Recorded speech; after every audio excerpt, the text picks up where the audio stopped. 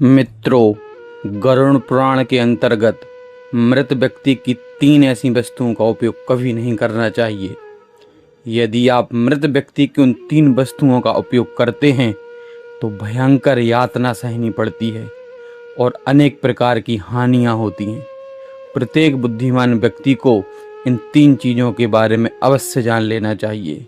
श्री कृष्ण ने गरुड़ जी को इस विषय में अत्यंत ही महत्वपूर्ण जानकारी दी है और यह प्रत्येक बुद्धिमान व्यक्ति को इन वस्तुओं की जानकारी का पता होना चाहिए। तो वीडियो अंत तक जरूर देखें। तो चलिए आज हम जानते हैं कि वह 3 वस्तुएं कौन सी हैं जो हमें मृत शरीर की कभी भी नहीं रखनी चाहिए। तो चलिए शुरू करते हैं।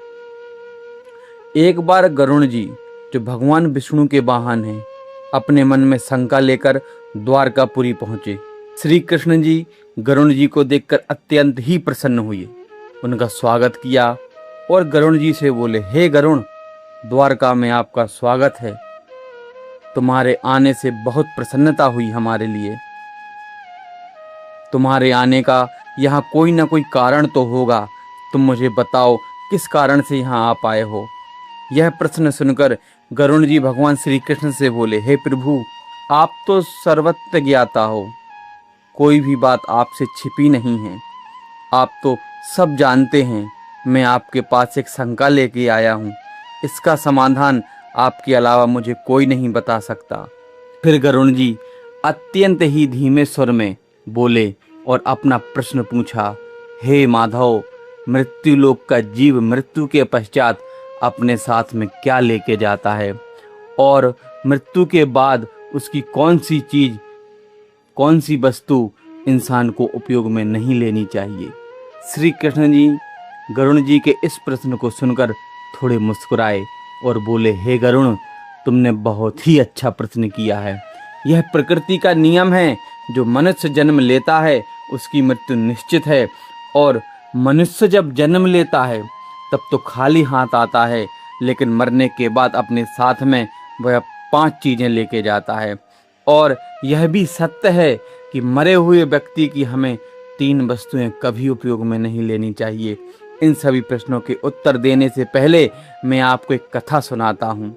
इस कथा को ध्यान से सुनना, क्योंकि इस कथा के जरिए से आपको इन सारे प्रश्नों के उत्तर मिल जाएंगे और इस कथा को सुनने से मनुष्य के सारे कष्ट दूर हो जाएंगे, सारे पाप धुल जाएंगे। गरुड़ जी बोले, हे प्रभु, मुझे वह पवित्र कथा सुनाइए, मैं वह कथा सुनने के लिए तैयार हूँ। फिर श्री कृष्ण ने गरुड़ जी को वह पवित्र कथा सुनाई। गरुड़, एक समय की बात है, मध्य देश में देव शर्मा नाम का एक गरीब ब्राह्मण रहता था। वह अत्यंत ही ज्ञानी और शास्त्रों में निपुण था। उसने वेदों का, शास्त्रों का अत्यंत ही गहराई से अध्ययन किया था।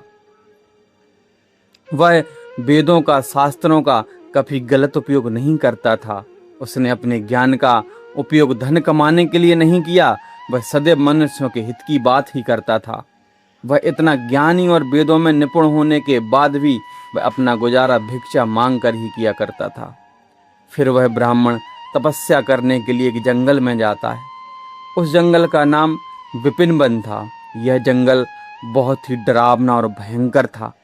विपिन वन का सारा वातावरण अत्यंत डरावना और भयंकर था। यहाँ हर पल मृत्यु मंडराती रहती थी और वह ब्राह्मण चलते चलते अत्यंत ही प्राचीन पेड़ के नीचे जा पहुंचा। उस वृक्ष के नीचे 5 पिशाच खड़े हुए थे।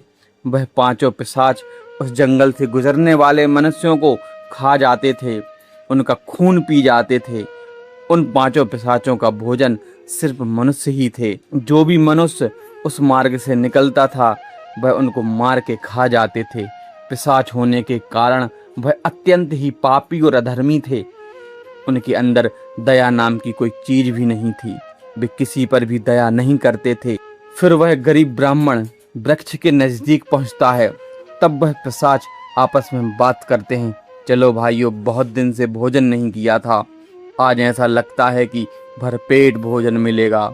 देखो, एक ब्राह्मण खुद ही हमारे पास चलकर आ रहा है, इसका मांस तो बहुत ही स्वादिष्ट होगा। वह पिशाच यह सब बातें कर रहे थे लेकिन वह ब्राह्मण उन पिशाचों को देखकर जरा भी नहीं डर रहा था। वह ब्राह्मण भगवान विष्णु का परम भक्त था और सदैव भगवान विष्णु का स्मरण ही करता रहता था। इसीलिए वह किसी से भी नहीं डरता था। वह ब्राह्मण उन पिशाचों को देखकर उनको प्रणाम किया और बोला, हे पिशाचों, आप सभी को मेरा प्रणाम है। ब्राह्मण के ऐसे वचन सुनकर वह पिशाच आश्चर्यचकित हो गए और भगवान विष्णु की कृपा से उन पिशाचों का मन बदल गया और वह पिशाच ब्राह्मण से बोले, हे ब्राह्मण, तुम कौन हो और इस वन में क्या कर रहे हो? पिशाचों के ऐसे वचन सुनकर ब्राह्मण बोला, इंसान की मृत्यु तो भगवान ने पहले से ही लिखी है, तो इसमें डरने का क्या है? जहाँ जिसकी मृत्यु भगवान ने लिखी होगी वहाँ उसकी मृत्यु हो जाएगी। ब्राह्मण ने पिशाचों को ज्ञान की परिभाषा समझाई। ब्राह्मण की ऐसी बातें सुनकर पिशाच आश्चर्यचकित हो जाए और ब्राह्मण देवता से कहते हैं, हे ब्राह्मण देवता, आपके वचन बहुत ही सुंदर हैं, जिसे सुनकर ही हमारी तृप्ति हो गई है और हमारी भूख शांत हो गई है।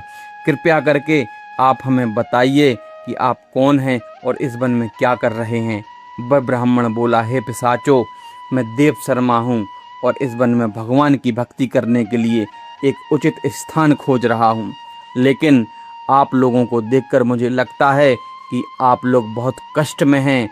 आप मुझे बताइए किस कारण से आप लोगों को पिशाच बनना पड़ा। मुझसे जो भी मदद पड़ेगी मैं आप लोगों की मदद जरूर करूँगा। ब्राह्मण की ऐसी बात सुनकर सभी पिशाच शांत हो गए, आश्चर्यचकित हो गए और बोले, ब्राह्मण देवता, तुम्हारे लिए बारंबार प्रणाम है। हमें पिशाच इसलिए बनना पड़ा क्योंकि हमने हमारे पितरों का अपमान किया है। इसी कारण से हमें यह पिशाचों की योनि प्राप्त हुई है। हमने मनुष्य बनकर पाप किए और पिशाच बनकर तो न जाने कितने इंसानों को खाया है, कितने पाप किए हैं। हमें लगता है कि अब हमें इस पिशाच की योनि से कभी छुटकारा नहीं मिलेगा। ब्राह्मण देवता बोले, हे पिशाचों, मैं आपका दुख समझ सकता हूँ। कृपया करके हमें बताइए कि आपकी क्या सहायता कर सकता हूँ। मैं देव शर्मा नाम ब्राह्मण अनगिनत ग्रंथों और वेदों का अध्ययन किया है।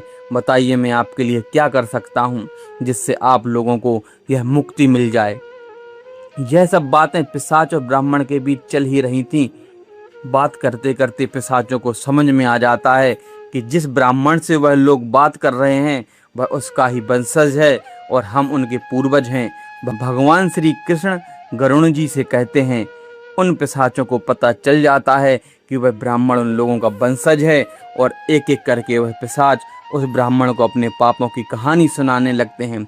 एक पिशाच बोला, मैं आपकी 5वीं पीढ़ी का पितृ हूँ और मैं भी बहुत ही ज्ञानी और उच्च कोटि का ब्राह्मण था, लेकिन मुझे धीरे धीरे लालसा बढ़ गई। मैंने झूठा भोजन खाना चालू कर दिया। मैं झूठा भोजन का आदान प्रदान करने लगा। मुझे यज्ञ का झूठा भोजन पसंद आने लगा और सभी को अपना झूठा खिलाने लगा। बस मेरा यही पाप है। दूसरा पिशाच बोला, मैं आपकी 6ठी पीढ़ी का पितृ हूँ।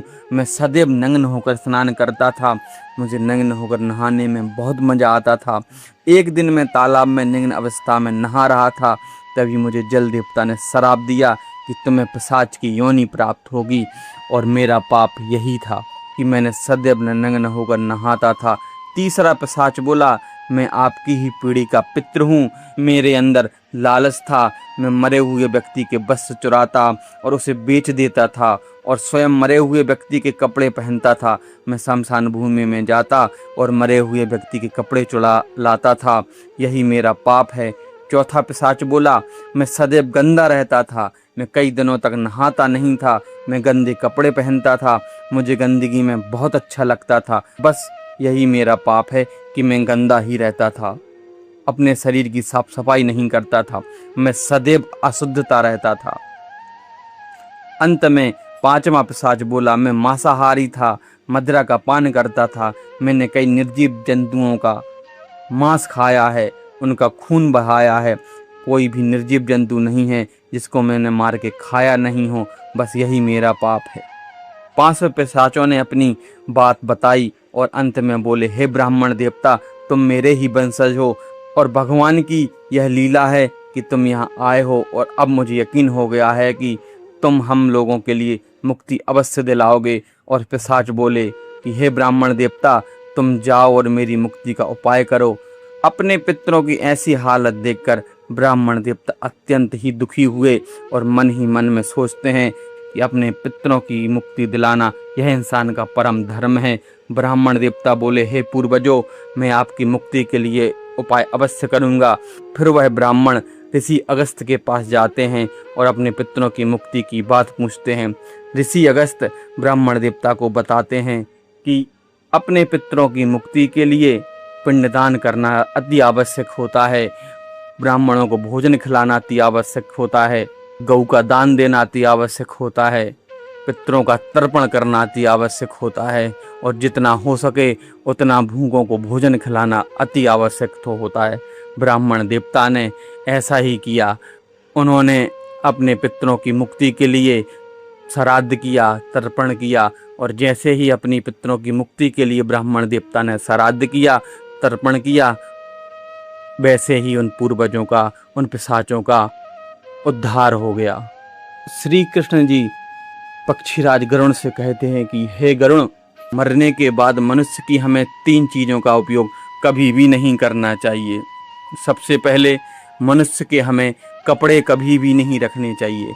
मनुष्य के कपड़े यदि हम रखते हैं, हम पहनते हैं, तो उससे जुड़ी हुई उनकी यादें उस इंसान को घेर लेती हैं और वह कभी मरे हुए व्यक्ति को नहीं भूल पाती हैं और कहीं ना कहीं उनका दिमागी संतुलन डिस्टर्ब हो जाता है, खराब हो जाता है। इसलिए हमें कभी भी मरे हुए व्यक्ति के कपड़े नहीं पहनना चाहिए। हो सके तो उनको मरे हुए व्यक्ति के कपड़े जला दो या कहीं दान दे दो, गंगा में बहा दो, लेकिन हमें कभी भी मरे हुए व्यक्ति के कपड़े नहीं पहनना चाहिए। दूसरा हमें मरे हुए व्यक्ति के कभी भी आभूषण नहीं पहनना चाहिए। मरे हुए व्यक्ति के आभूषणों से उस व्यक्ति की आत्मा जुड़ी होती है और जो इंसान मरे हुए व्यक्ति के आभूषण पहनता है वह इंसान सदैव परेशानी में रहता है, क्योंकि मरे हुए व्यक्ति का भाव, उसकी आत्मा उस आभूषण से जुड़ी होती है, जिससे कि वह सदैव उसके अधीन रहता है। इसीलिए मरे हुए व्यक्ति के आभूषणों को हमें या तो किसी को दान दे देने चाहिए या उस आभूषणों से दूसरे आभूषण बना लेने चाहिए। तीसरा हमें मरे हुए व्यक्ति की माला कभी भी नहीं रखनी चाहिए। मरे हुए व्यक्ति की माला यदि हमारे पास रहती है तो उसकी नकारात्मक ऊर्जा हमारे साथ सदैव चलती रहती है और ना तो हमें वो आगे बढ़ने देती है और बारंबार दुख प्रदान करती है। तो श्री कृष्ण जी गरुण जी से बोले, हे गरुण, तुमने यह मनुष्य के बहुत हित की बात की है, यह कथा आप जन जन तक पहुँचाइए जिससे मनुष्यों का उद्धार हो और आगे बढ़ें। जय श्रीमन नारायण।